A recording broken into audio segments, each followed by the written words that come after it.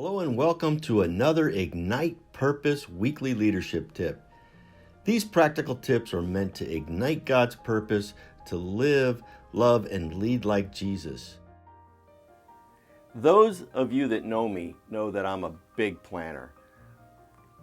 Over the course of my growth spiritually, there's been times where I've been told not to plan, that planning is not a spiritual thing, and that maybe I'm not trusting God because I overplan everything. And I've come to realize that planning is not unspiritual. Overplanning might be unspiritual. I have had those seasons where I run ahead of God and I don't include Him, or I plan and then I ask God to bless it. Now I'm in a new stage of life where I include God in the process, but I still plan, just like I did, but now putting God in the front instead of in the back. Part of the Ignite Purpose program relies on the fact that God gave us a purpose, and He wants it to be ignited in us. He wants us to act on it.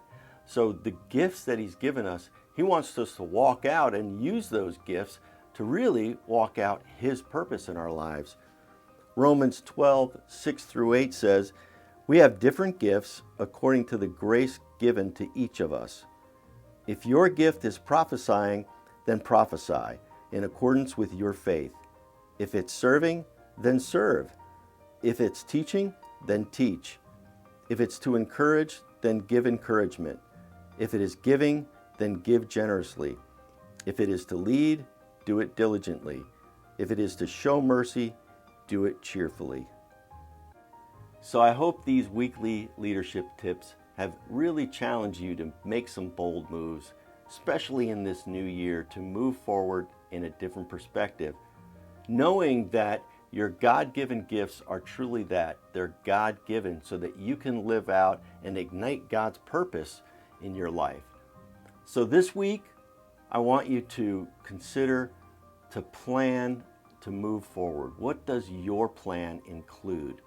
How can you do a better job being more focused, more direct, and more organized in moving forward in what God has for your life? Don't think it's unspiritual to plan. Don't just move in a reactionary, chaotic way, but get more focused. Pray for God to give you clarity on where He wants you to go.